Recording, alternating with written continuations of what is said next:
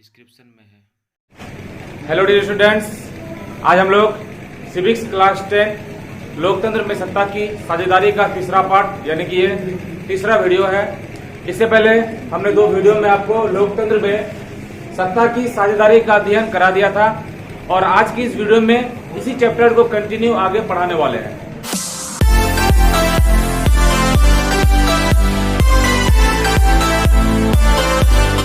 तो आज हम सबसे पहले आप लोगों को सामाजिक अंतर के बारे में बताना चाहते हैं। सामाजिक अंतर देखिए क्या होता है। समाज में रहने वाले विभिन्न जाति, भाषा, धर्म, रंग, ऊंच नीच के आधार पर उत्पन्न होने वाले अंतर को सामाजिक अंतर कहते हैं। यानी कि एक समाज में, एक सोसाइटी में विभिन्न भाषा बोलने वाले लोग रहते हैं, विभिन्न जाति के लोग रहते हैं, कोई काला, कोई गोरा, कोई ऊंचा, कोई नीचा, ऊंची मतलब कोई अमीर, कोई गरीब। तो इन्हीं चीज में समाज के अंदर जो ऊंच नीच, काला गोरा, जाति के आधार पर जो भेदभाव उत्पन्न होता है, भेदभाव में जो लोग एक दूसरे से अपने आप को अंतर बताते हैं, तो इसी अंतर को सामाजिक अंतर कहा जाता है। ठीक है। उसके बाद सामाजिक विभाजन। सामाजिक विभाजन क्या होता है? हमारे समाज में रहने वाले विभिन्न जाति, धर्म के लोग जब अपने आप को समाज से अलग समझने लगते हैं या समझता है, तो इस स्थिति को सामाजिक विभाजन का रूप दिया जाता है। यानी कि सामाजिक अंतर क्या होता है? सामाजिक अंतर में विभिन्न जाति, विभिन्न भाषा बोलने वाले लोग जब एक दूसरे के साथ भेदभाव करते हैं, वो काला है, वो गोरा है, वो ऊंचे जाति का है, ये नीचे जाति का है, तो इसको हम लोग सामाजिक अंतर करते हैं। जब भेदभाव करने के बाद अगर कोई गोरा कोई काले आदमी के साथ भेदभाव किया, तो काला आदमी अपने आप को समाज से अलग समझ लिया, उसको लगता है कि समाज में मेरा कोई अस्तित्व ही नहीं है। तो ये जो स्थिति उत्पन्न होती है, इसी स्थिति को हम लोग सामाजिक विभाजन का रूप देंगे। पहले समाज एक था, फिर क्या हुआ कि जब भेदभाव होने लगा तो सामाजिक अंतर पैदा हुआ, और सामाजिक अंतर हुआ तो लोग अपने आप को समाज से अलग मानने लगे। लोग का मानना यह है कि अगर हमको समाज में वैल्यू भी नहीं मिल रहा है तो हम ऐसा समाज में रह के करेंगे क्या? इसलिए लोग समाज का विभाजन कर लेते हैं। विभाजन मतलब कि काला आदमी एक साइड रहेगा, गोरा आदमी एक साइड रहेगा।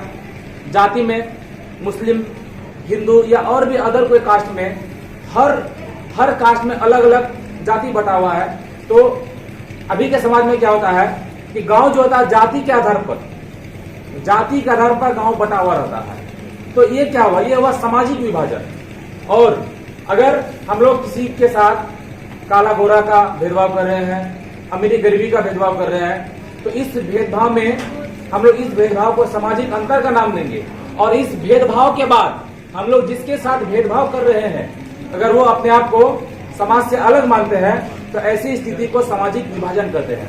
सामाजिक विभाजन मतलब समाज का बढ़ जाना, धर्म के आधार पर या जाति के आधार पर या रंग के आधार पर या नस्ल के आधार पर समाज का बढ़ना सामाजिक विभाजन कहलाता है। तो सामाजिक विभाजन कब उत्पन्न होती है?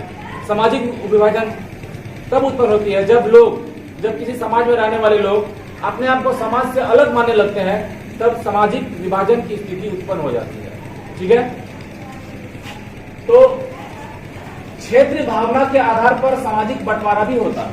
क्षेत्र भावना मतलब जगह के आधार पर भी सामाजिक विभाजन की स्थिति उत्पन्न होती है। जगह के आधार पर मतलब कि इस जगह पर मुस्लिम आबादी है, इस जगह पर हिंदू आबादी है, तो क्षेत्र के आधार पर भी सामाजिक विभाजन की स्थिति उत्पन्न हो जाती है। ठीक है। उसके बाद हम लोग जानेंगे कि नस्ल के आधार पर भेदभाव। नस्ल मतलब कि जैसे कोई चीज पारंपरिक चल रहा है ना, बाप के बाद बेटा, फिर उसके बाद, मतलब एक सिस्टम के तहत उसी को हम लोग नस्ल कहते हैं। तो नस्ल के आधार पर कैसे भेदभाव होता है? देखिए, नस्ल के आधार पर भेदभाव को समझने के लिए मैक्सिको ओलंपिक के बारे में जानना पड़ेगा। देखिए, मैक्सिको ओलंपिक जब 1968 में हुआ था, तो उस समय एक समारोह हुआ था, दौड़ने का समारोह, जिसको पदक समारोह कहा जाता है। पदक समारोह में 200 मीटर की दौड़ होती है। तो उस समारोह में नस्ल के आधार पर भेदभाव देखा गया था। ठीक है। कौन सा समारोह? मैक्सिको ओलंपिक 1968 के समारोह, यानी कि इस समारोह में 200 मीटर की दौड़ हुई थी। ठीक है, पदक समारोह इसे कहा जाता है। पदक समारोह में, ओलंपिक एक पदक समारोह होता है, उसमें 200 मीटर की लंबी दौड़ का एक गेम होता है, उसी को पदक समारोह कहते हैं। इस समारोह में नस्ल के आधार पर भेदभाव देखा गया था। ठीक है, उसके बाद ओलंपिक मुकाबले के 200 मीटर की दौड़ के पदक समारोह के अफ्री अमेरिकी, देखिए अफ्री अमेरिकी मतलब जो अफ्रीका और अमेरिका दोनों का निवासी हो। ठीक है, जैसे इंडो अमेरिका मतलब इंडिया है, इंडिया में है, इंडिया का रहा अमेरिका में, उसको इंडो अमेरिका कहेंगे।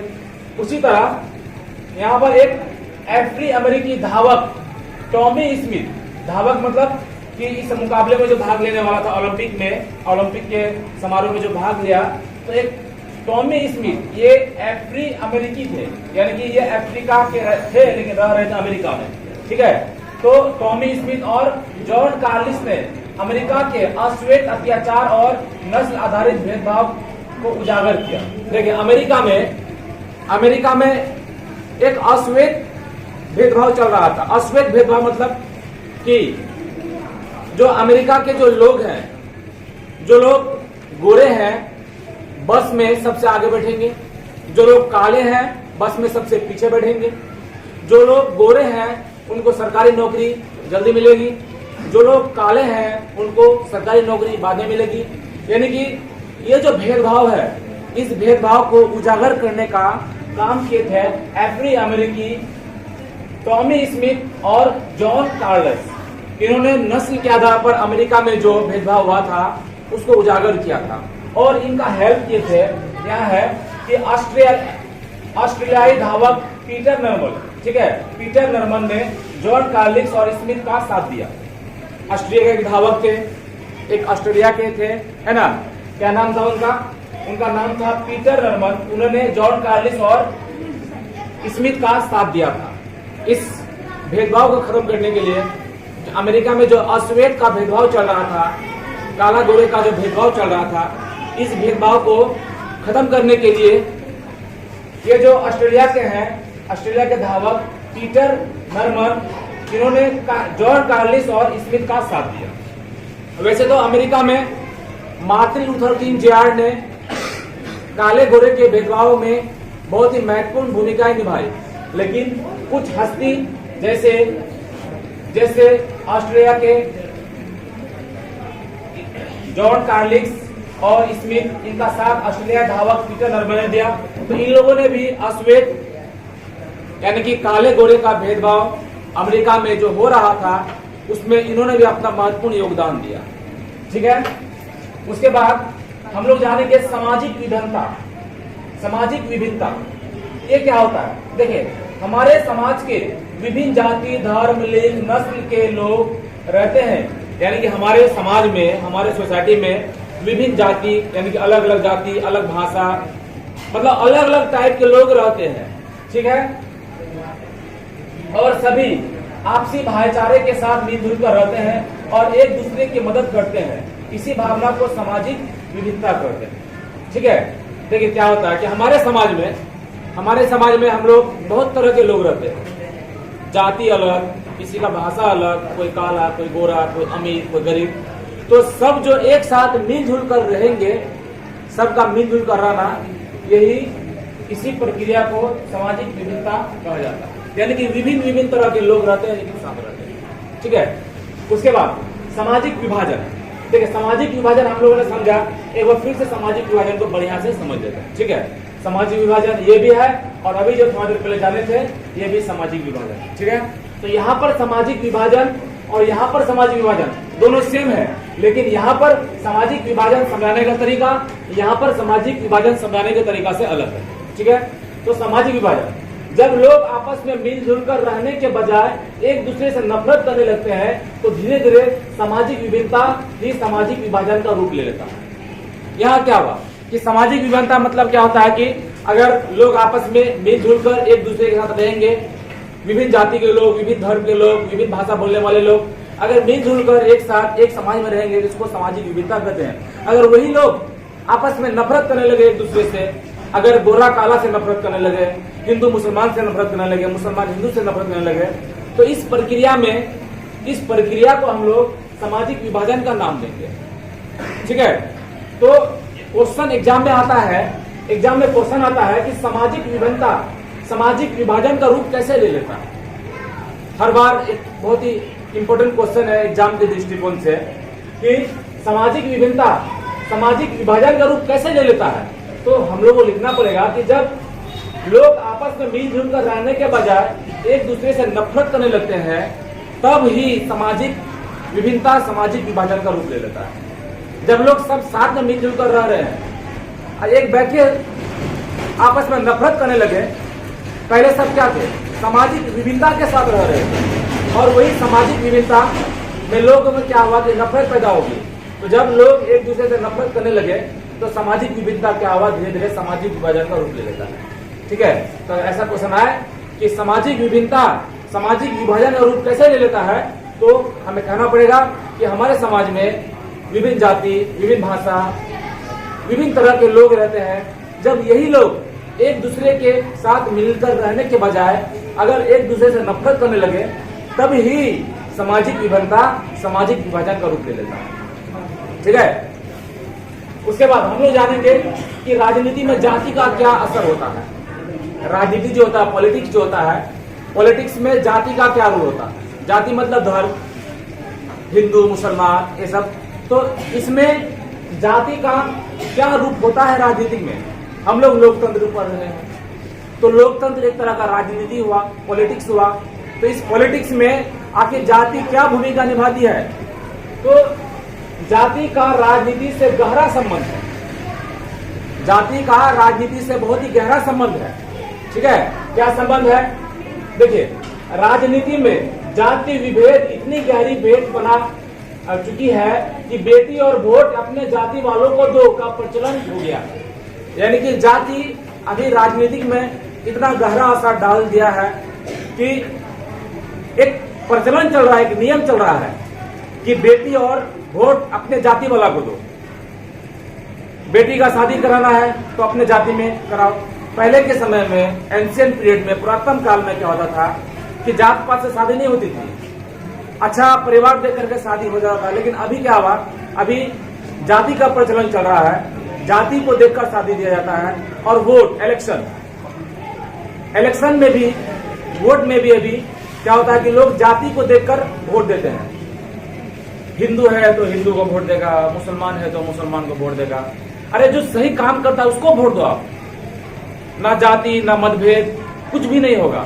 लेकिन अभी प्रचलन चल रहा है राजनीतिक में जाति का कि वोट और जाति, वोट और बेटी अपने जाति वालों को दो। तो जाति का प्रभाव लोकतंत्र में इतना गहरा पड़ गया है कि अभी लोग बस, लोगों का मुंह में एक ही नारा है कि वोट देंगे तो अपना जाति में देंगे, अगर शादी देंगे तो अपना जाति में देंगे। तो यही है जाति का राजनीति पर प्रभाव। ठीक है, उसके बाद कुछ खास व्यक्ति जिन्होंने जाति का राजनीति पर क्या प्रभाव पड़ा है, अपने अपना कुछ बात को रखा है। जैसे सबसे एक नंबर में थे जगजीवन राम, इनको बाबूजी के नाम से जाना जाता था। जगजीवन राम यानी कि बाबूजी। ठीक है, और ये जो बाबूजी थे, सबसे पहला दलित उप प्रधानमंत्री भारत के रहे थे। अभी तो उप प्रधानमंत्री नहीं होता, लेकिन पहले उप प्रधानमंत्री होता था। तो भारत के सबसे पहले दलित उप प्रधानमंत्री तो बापूजी। ठीक है, बापू नहीं, बाबूजी। बाबूजी कौन थे, जगजीवन राम। इनका कहना था कि एक आदमी अपना सब कुछ छोड़ सकता है परंतु जाति पर विश्वास करना नहीं छोड़ सकता। बाबूजी का कहना था, जगजीवन राम साहब का कहना था कि एक आदमी अपना हर चीज छोड़ सकता है लेकिन जाति पर विश्वास करना कभी नहीं छोड़ सकता है। ठीक है, तो इससे बापूजी ये कहना चाहते हैं कि लोग सोचता है कि हम अपना जाति वाला को ही वोट देंगे, चाहे काम करे या ना करे।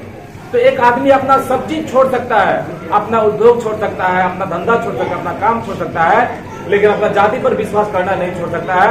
ये कथन जगजीवन राम यानी कि बाबूजी ने कहा था, और बाबूजी यानी कि जगजीवन राम भारत के पहले दलित उप प्रधानमंत्री बने थे। ठीक है, उसके बाद रजनी कोठारी का कहना था कि बिना जाति के राजनीतिक संभव नहीं है।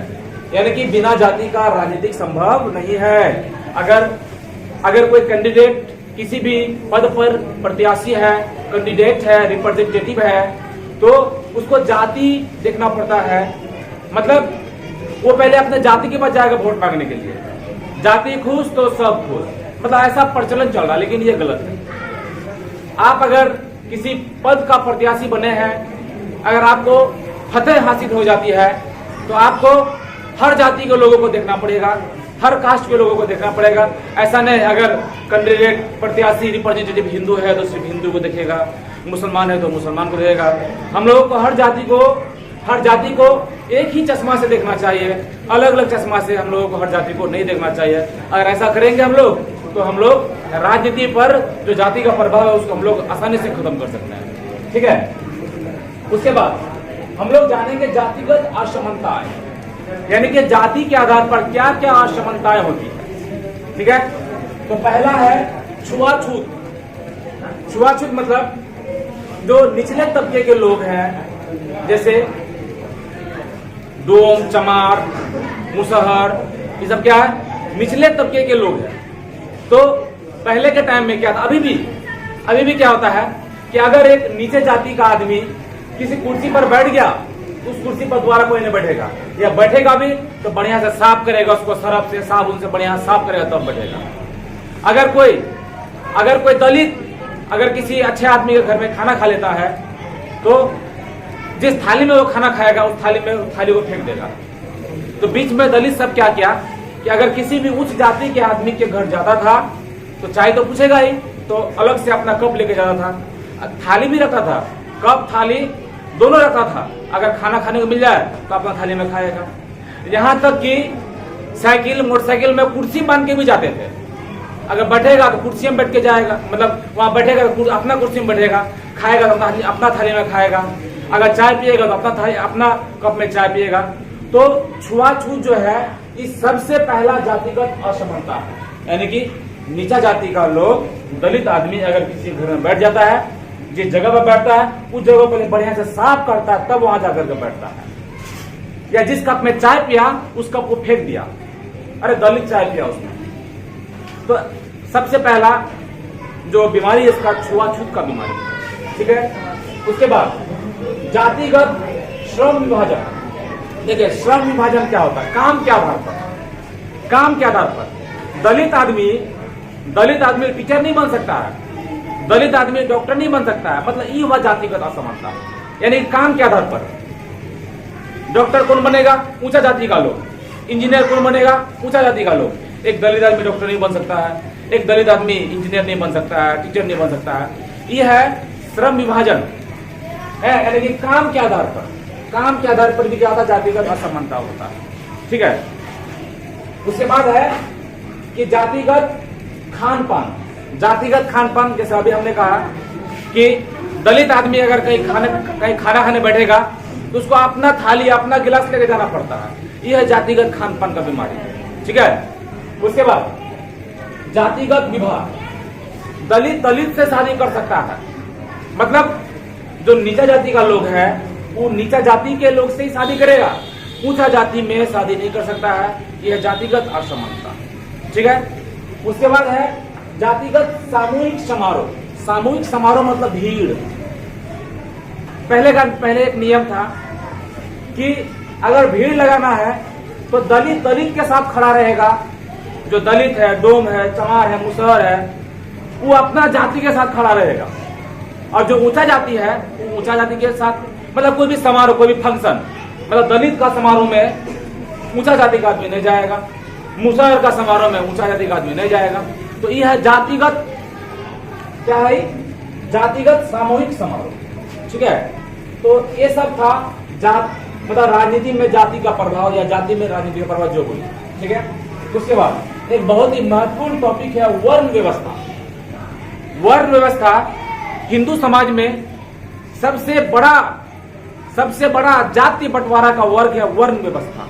ठीक है, जो शब्द है वर्ण व्यवस्था, ये शब्द संस्कृत का एक शब्द है विधातु। संस्कृत में एक शब्द है विधातु, इसी शब्द से वर्ण व्यवस्था शब्द को लिया गया है, जिसका मतलब होता है चुनना या वर्णन करना। ठीक है, वर्ण व्यवस्था मतलब होता है चुनना या वर्णन करना। और वर्ण व्यवस्था शब्द संस्कृत के वि धातु शब्द से लिया गया है। ठीक है, अब देखिए, वर्ण व्यवस्था जातिगत समुदाय का एक बड़ा वर्ग है, यानी कि जातिगत समुदाय, जाति के आधार पर समुदाय, इसका एक सबसे बड़ा वर्ग है वर्ण व्यवस्था। ठीक है, हिंदू में वर्ण व्यवस्था का स्वरूप, यानी कि जो हिंदू जाति के लोग हैं उसमें वर्ण व्यवस्था का स्वरूप सबसे पहले आता ब्राह्मण, फिर क्षत्रिय, फिर वैश्य, फिर शूद्र। यानी कि सबसे ऊंचा हिंदू में सबसे ऊंचा जाति होता है ब्राह्मण, ठीक है, और सबसे नीचा जाति होता है शूद्र। आ रहा बात समझ में?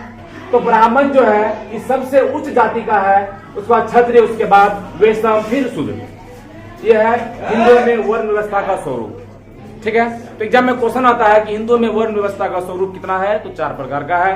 पहला प्रकार है ब्राह्मण, यानी कि सबसे उच्च श्रेणी का जाति हिंदू में ब्राह्मण होता है, फिर क्षत्रिय, मतलब वैश्य होता है, फिर शूद्र होता है। ठीक है, उसके बाद पुराने जमाने में जो शूद्र जाति के लोग थे उनको जमीन रखने का कोई अधिकार नहीं था, यानी कि जमीन का मालिक नहीं होता है। अगर जमीन रहबो करेगा छीन लेगा उससे, क्या कि नीचा जाति का आदमी है ना, वो शूद्र जो है वो नीचा जाति का आदमी है, उसको पहले पुराने जमाने में जमीन वो नहीं रख सकता था, अगर जमीन रहबो करेगा हम छीन लेगा उससे। ठीक है, तो ये नियम था पहले। और पहले जो है, अभी ना है ब्राह्मण है, कोई फलना है, कोई चिलना है, ये सब है ना, लेकिन पहले ऐसा नहीं था। पहले काम के आधार पर जाति बढ़ता था, कर्म के आधार पर। जो जितना ज्यादा काम करेगा वो उतना ऊंचा जाति में रहेगा, जो जितना कम काम करेगा वो उतना नीचा जाति में रहेगा। ठीक है, तो ये पॉइंट है। शुरू में वर्ण व्यवस्था कर्म पर आधारित था, कर्म मतलब काम पर आधारित था। ठीक है, अब जाति को भारत में 5 तरह का कैटेगरी दिया गया है, जिसमें हम लोग आज 2 ही तरह पढ़ेंगे, एसटी और एससी। अरे बात समझ में? जाति जो है भारतीय समाज में या कहीं पर भी 5 रूप में इसको कैटेगराइज किया गया है। ठीक है, आज हम लोग क्या पढ़ेंगे? आज हम लोग सिर्फ एसटी और एससी पढ़ेंगे। एसटी क्या होता है, एससी क्या होता है, इसका क्या रूप होता है, क्या इसमें छूट होता है, ये सारा चीज हम लोग पढ़ेंगे। तो सबसे पहला है अनुसूचित जाति, जिसको शॉर्ट में एससी कहा जाता है। एस से शेड्यूल्ड, सी से कास्ट, है ना, यानी कि अनुसूचित जाति। अरे बात समझ में? हम लोग बोलते हैं एससी, एसटी, BC1, BC2 क्या होता है, ओबीसी, ईबीसी, है ना। तो ये सब कल पढ़ेंगे। आज हम लोग क्या पढ़ेंगे? ओनली एससी और एसटी। तो एससी मतलब अनुसूचित जाति, यानी कि शेड्यूल्ड कास्ट, एससी। ठीक है, इसमें क्या होता है? एससी जाति वर्ग के अंतर्गत पिछड़े समझे जाने वाली जाति के लोगों और समुदाय को शामिल किया गया है। एससी, अच्छा, एससी में कौन रहता है? पिछले वर्ग। पिछले वर्ग में जो लोग रहते हैं, पिछला मतलब नीचा जाति में जो लोग रहते हैं, है ना। उसके बाद समुदाय लोग जो पिछले जाति का, नीचे जाति का, उन लोगों को एससी कैटेगरी में रखा गया है। अरबा समय में। उसके बाद इस वर्ग में अधिकतम चमड़े का काम करने वाले जातियां और अछूत माने वाले जातियां शामिल है। एससी में कौन सा रहता है? जो चमड़ा का काम करता है, चमड़ा जन्म करने काम करता है, वो सब, है ना। और अछूत माने, जो जिसको अछूत माना जाता है, उन सभी लोगों को इसमें रखा गया है। कौन सी जाति में? एससी जाति में। अरबा समय में। उसके बाद एससी जाति के अंतर्गत आने वाले लोगों को संविधान द्वारा सरकारी नौकरी, शिक्षण संस्थानों और अन्य सरकारी कामों में 15% तक आरक्षण दिया गया है। यानी कि 15% तक हर काम में इन लोगों को छूट मिलेगा। इन लोगों को, जो लोग एससी कैटेगरी में आते हैं। तो एससी कैटेगरी के जाति में जो लोग आते हैं उनको सरकार कितना % आरक्षण देगा? बोलो, 15% आरक्षण देगा उसको। मतलब 15% का हर काम उसको छूट मिलेगा। ठीक है। उसके बाद अनुसूचित जनजाति यानी कि एसटी, शेड्यूल्ड ट्राइब्स। ठीक है, इसमें क्या होता है कि एसटी जाति वर्ग के अंतर्गत समाज की सर्वाधिक, देखो, सर्वाधिक निचले, यानी कि सबसे निचले, सर्वाधिक मतलब सबसे निचले, ये भी निचला है लेकिन सबसे निचले वर्ग के अंतर्गत समाज के क्या सर्वाधिक निचले कर्म के लोगों को शामिल किया गया है। इसमें एसटी में कौन जाति रहेगा? सर्वाधिक नीचा जाति। इसमें नीचा जाति है लेकिन सर्वाधिक नहीं है। कम, बहुत कम, बहुत ज्यादा कम, बहुत कम, फर्क हुआ ना इसमें। वही बात, ये पिछड़ा, इससे भी और पिछड़ा, तो इसमें उन लोगों को रखा जाता है। इसमें जंगल में रहने वाले आदिवासी, अछूत समझे जाने वाली जातियां, सामाजिक रूप से बहिष्कार झेलने वाले समुदाय को शामिल किया गया है। आया बात समझ में? और भारतीय संविधान द्वारा एसटी जाति वर्ग के लोगों को कोई भी सरकारी कामों में सरकार द्वारा 7.5% आरक्षण दिया गया। ठीक है, जो एससी जाति के लोग हैं इन लोगों को 15% का आरक्षण दिया हुआ है, और जो एसटी कैटेगरी में जो लोग आते हैं इन लोगों को कितना दिया जाता है? 7.5% का आरक्षण दिया जाता है। तो कल हम लोग ओबीसी पढ़ेंगे, ईबीसी पढ़ेंगे, BC1 BC2 क्या होता है। तो बस कल हम लोग इसी से आगे एकदम इसी तरह सिस्टमेटिक ढंग से कल हम लोग पढ़ाई करेंगे। उसके बाद वीडियो में जो भी पढ़ाया जाता है सभी का नोट्स लिंक के रूप में, PDF लिंक के रूप में वीडियो के डिस्क्रिप्शन में डाला हुआ है। अगर आप यहां से आपको समझ में नहीं आती है तो वीडियो के डिस्क्रिप्शन बॉक्स में जाकर आप वहां लिंक खोल करके PDF से सारा नोट को डाउनलोड कर सकते हैं, देख सकते हैं, कभी भी लिख सकते हैं। चलिए, थैंक यू सो मच। जय हिंद, जय भारत।